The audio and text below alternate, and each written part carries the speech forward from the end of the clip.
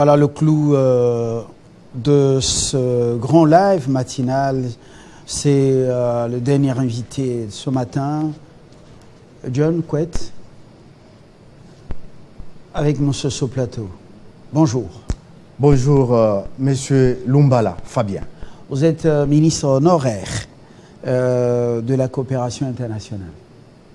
Par moment, vous avez été ministre intérimaire aux hydrocarbures. Absolument.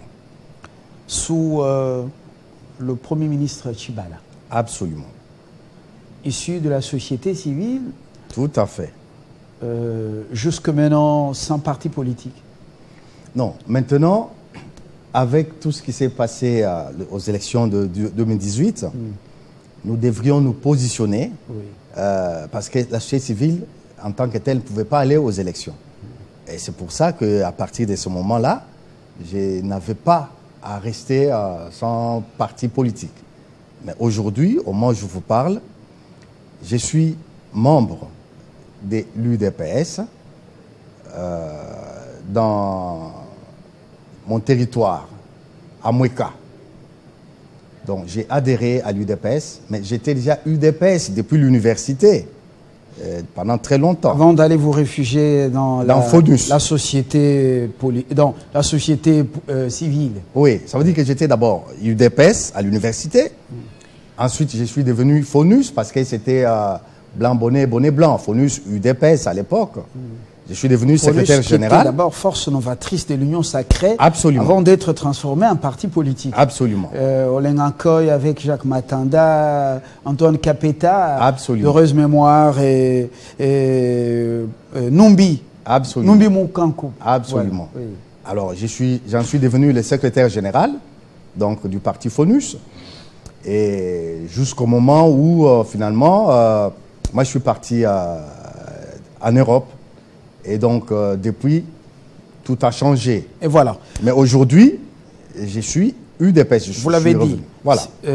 C'était une petite parenthèse qu'on a ouverte et qu'on referme. On sent que vous retrouvez Moueka pour séduire la base. Pour séduire la base en vue des élections législatives nationales. Ouais. Alors, M. Kwete, Moine Kwet, John, les Jeux de la francophonie, un ouvre des soulagements, l'organisation a été impeccable, mais ce travail, c'est un travail qui date, c'est un travail de longue haleine. Sous Joseph Kabila, à l'époque de Bruno Tshibala comme Premier ministre, vous avez, ces Jeux ont une genèse pour leur organisation. Vous avez la parole. Oui, merci Monsieur Lumbala. Fabien, ces jeux viennent de quelque part, justement. Mais vous savez, les jeux de la francophonie, c'est depuis 1989 que ça existe. Hein? Et les premiers ont lieu au Maroc, à Rabat et disons, à Casablanca, en 1989 déjà. Mais les 9e là, c'est le Canada, Brunswick, qui devait les organiser. Oui. Nous n'étions pas partie prenante. Mais moi, dans mes attributions, comme ministre de la coopération au développement, j'avais la francophonie dans mes attributions.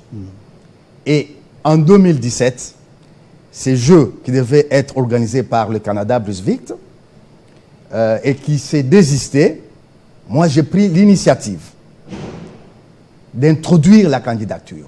Je me suis dit, mais le Congo c'est un grand pays francophone. Pourquoi ces Jeux, depuis 1989, nous, on ne peut pas les organiser? Là, c'était le gouvernement qui vous avait mandaté. Non, c'est une initiative personnelle. Moi-même, je réfléchissais comme ça, là, comme ministre, comme vous, comme citoyen, dans son pays. Je réfléchis. Et quand j'ai réfléchi, je me dis, ben tiens, maintenant, le Canada Brunswick vient de se désister. Pourquoi est-ce que nous ne pouvons pas prendre ces Jeux et les organiser ici chez nous?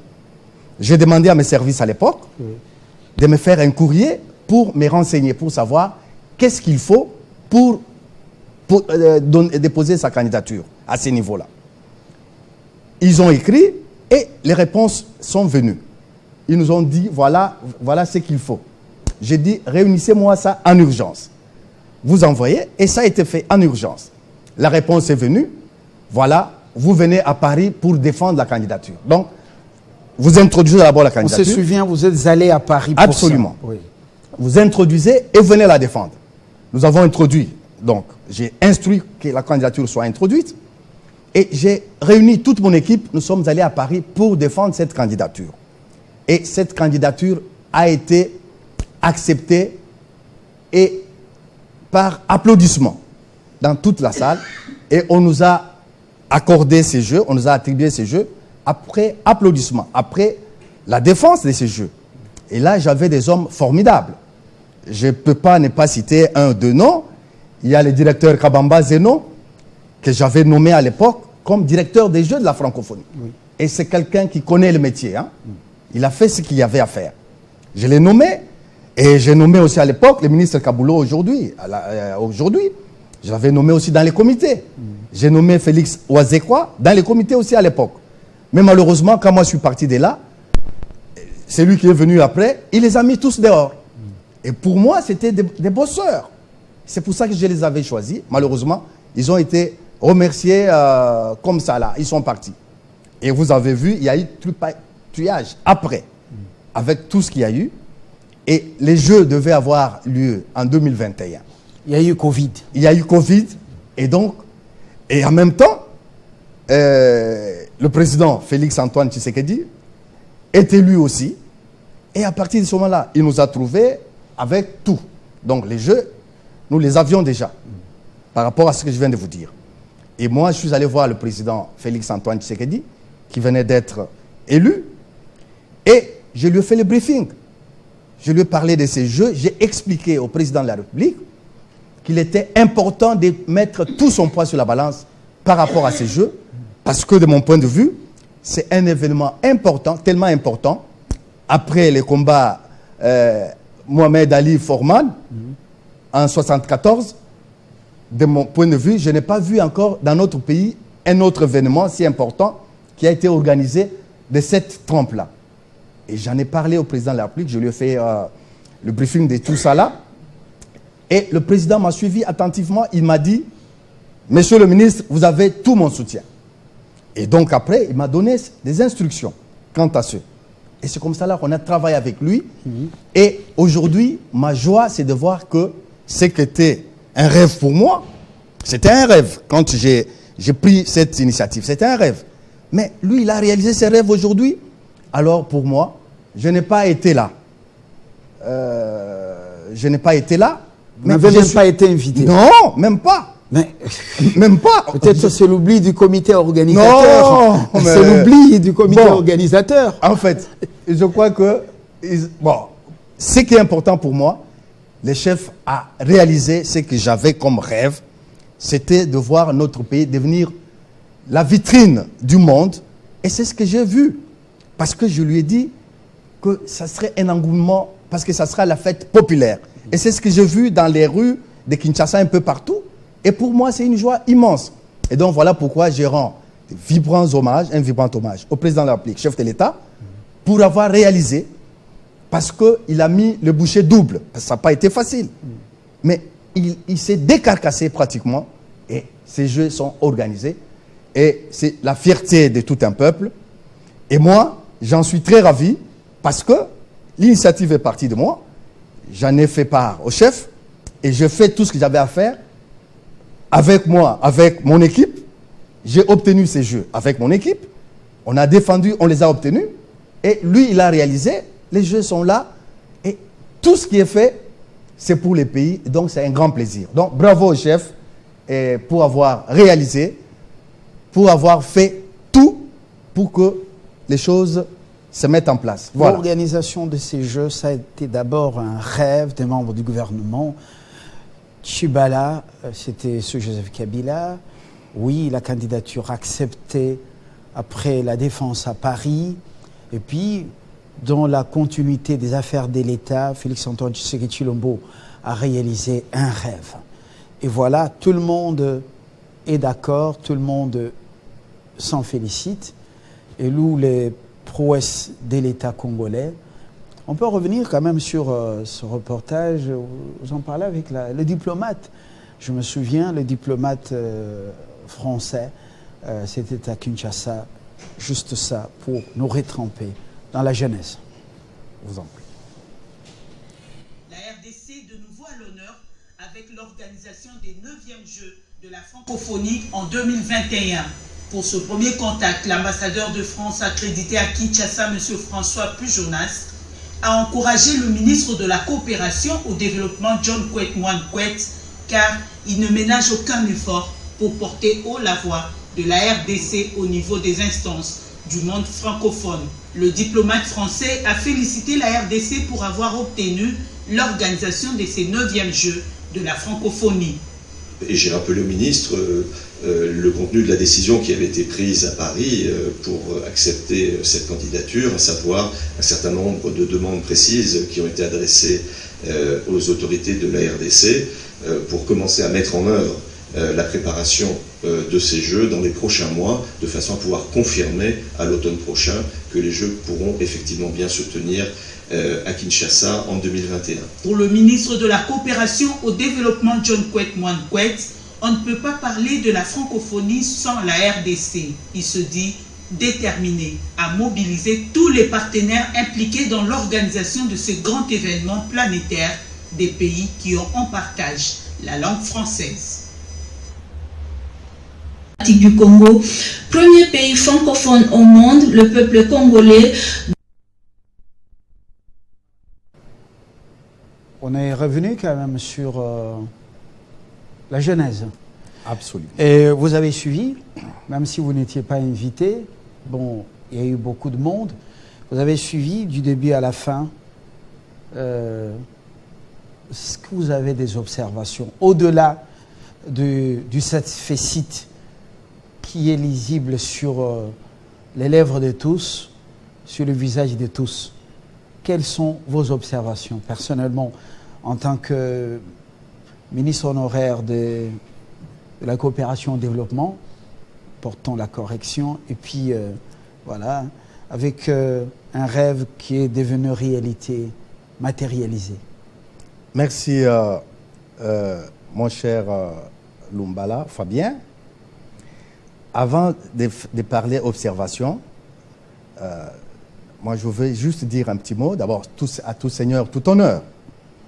C'est, comme je venais de le dire, le tout revient au président de la République. Le mérite, c'est au président de la République, chef de l'État, qui a réalisé ce que nous sommes en train de voir aujourd'hui. Mais je ne voudrais pas m'arrêter là. Je voudrais aussi remercier et rendre un vibrant hommage au président Joseph Kabila. Parce que moi, j'étais avec lui. J'étais son ministre. Mais j'étais le ministre du président Tshisekedi aussi. Tout au début. Voilà. Et donc, moi, je rends hommage et au président Joseph Kabila et au président Félix-Antoine Tshisekedi, au nom de la continuité de l'État, qui a réalisé. Je rends aussi un vibrant hommage au Premier ministre Bruno Tshibala, et bref, à tous les gouvernements, parce que tout a commencé là-bas. Et je félicite aussi l'actuel gouvernement de M. Samalou Kondé, parce que, au nom toujours de la continuité de l'État, eux, ils ont réalisé ce que les rêves que nous avions. Au-delà de ça, comme observation, j'ai vu les ouvrages. Mais je pense que nous devons tout faire par rapport à ce qui nous est offert par les Jeux, les 9e Jeux de la francophonie. C'est l'entretien. Parce que c'est là où nous pêchons très souvent. Si nous ne sommes pas organisés, nous laissons faire tout, et après quelques temps, il n'y aura rien. Aujourd'hui, nous avons ce qu'il faut. Vous recommandez l'entretien? Absolument. Un service d'entretien impeccable, rigoureux et payé aussi. Absolument. Il faut les suivis de ça. Mais s'il n'y en a pas, ça va aller dans tous les sens. Et les gens ils vont tirer le drap de leur côté. Après, il se passera rien, il n'y aura rien. Nous risquons de revenir à la case du départ quand il s'agira des prochaines compétitions internationales. Absolument. Du genre pour tout refaire et redépenser de l'argent. Oui, c'est pour ça que le chef de l'État, il a une idée précise. Il pourra en faire peut-être un office ou je ne sais pas quoi par rapport à ce qu'il pense. Mais moi, je peux avoir ma petite idée. C'est laquelle? Mais je ne peux pas la livrer là, comme ça, là. Je peux avoir ma petite idée par rapport à la conception et par rapport à tout ce qui est fait à ces jours. Mais la primeur, c'est au chef parce que c'est à lui. Ici, vous êtes à Paris avec Mouchikoua? Non, c'est ici, je l'ai reçu à Kinshasa et je lui parlais de l'université francophone, voyez-vous. Je lui demandais, je lui dis, madame, un grand pays comme le nôtre, qu'est-ce que la francophonie a bénéficié à ce jour? Et si il y a les sons, vous allez entendre, je lui parle de l'université francophone. Parce que pour moi, l'université francophone devrait être ici dans notre pays, par rapport à sa grandeur. Mais aujourd'hui, l'université francophone se trouve en Égypte. Mais j'avais demandé à madame... Qui a délocalisé ça? Non, mais moi j'ai trouvé ça. Vous voyez? Mais maintenant... Vous avez trouvé le projet de l'université francophone? Non. Oui. J'ai trouvé que l'université francophone était seulement en Égypte. Oui. Alors j'ai dit à madame, mais nous, on vous a mis là où vous êtes aujourd'hui. Vous êtes là. Il faut faire quelque chose pour les Congos. Il faut faire en sorte que nous ayons aussi une des grandes universités, une université francophone. Est-ce qu'elle pouvait faire quelque chose? Mais si. Avec déjà son pays dans son complexe d'infériorité, ce qu'il nous cause comme souci? Non, monsieur Lumbala, là c'est autre chose. Mais ici, elle gère autant de pays, voyez-vous. Et moi, je l'ai connu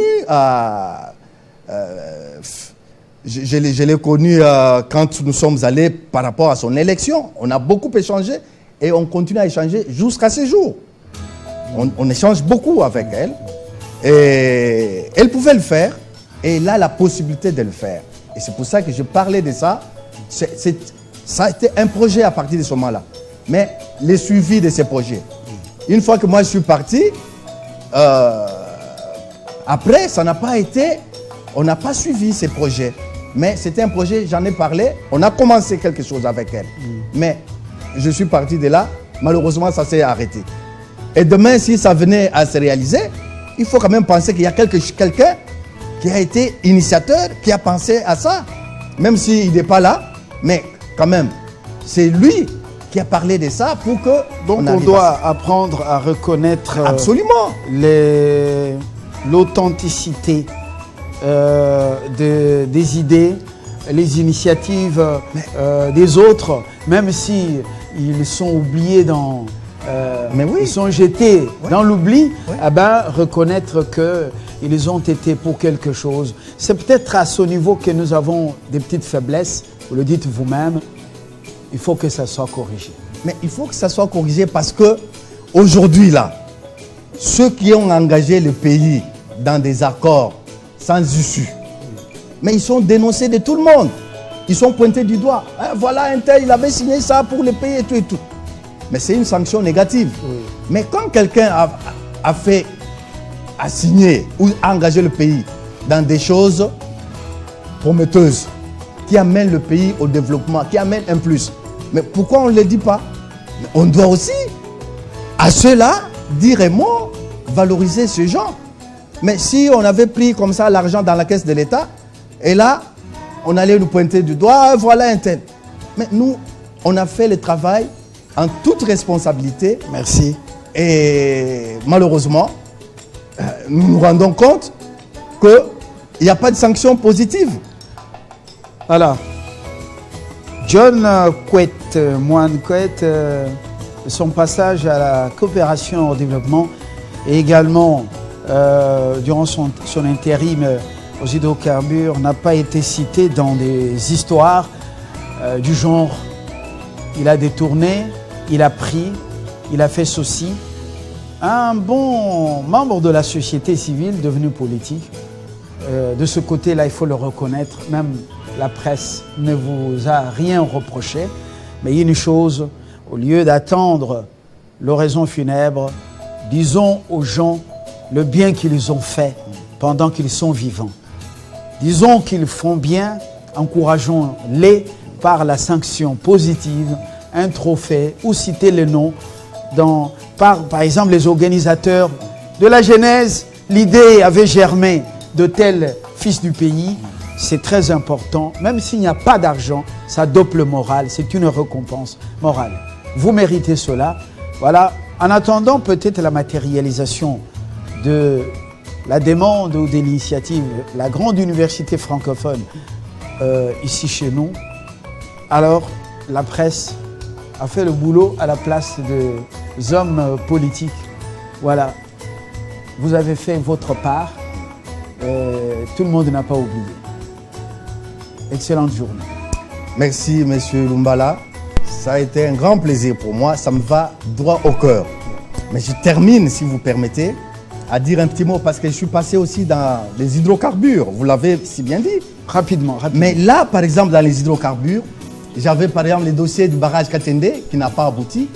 Et je rappelle que les derniers conteneurs bloqués en Tanzanie depuis des années, qui étaient menacés de passer à la vente aux enchères, pour les barrages de Katende, c'est moi qui suis allé les prendre là-bas sans payer un seul franc. Ils sont où maintenant? Mais je les ai sortis de là pour Kasumbalesa. Jusque maintenant, ils sont en Kasumbalesa. Mais jusque maintenant. Mais de là, ça devait prendre la direction de Bunkonde, dans le Kasaï. Oui. Mais après, quand nous on est partis, moi je suis parti, la suite, je ne sais pas. Je suis allé négocier avec Exim Bank of India à l'époque, pour le compte du gouvernement, par rapport au barrage Katende, aux ouvrages, ainsi de suite. Mais après, quand j'apprends, voilà, il y a ça pour les barrages, mais on ne peut même pas savoir, mais il y avait quand même des gens qui étaient dans ça, qui peut-être, on peut même demander, on peut donner un avis, on a une certaine expertise dans tout ça. Mais je me dis, ben, alors, bon, quand vous nous disons bravo, quand vous quittez le gouvernement, c'est-à-dire effacer, gommer, bon, nous devons être ces Congolais qui collaborent parce que nous ne sommes pas les seuls détenteurs du monopole de la vérité, ni du savoir, ni du savoir-faire. Merci pour ce rappel. Excellente semaine, excellente journée. C'est moi. Et c'est l'occasion pour nous de vous remercier d'avoir été des nôtres. Nous vous retrouvons par la grâce de Dieu mardi avec le même plaisir, la même percutance.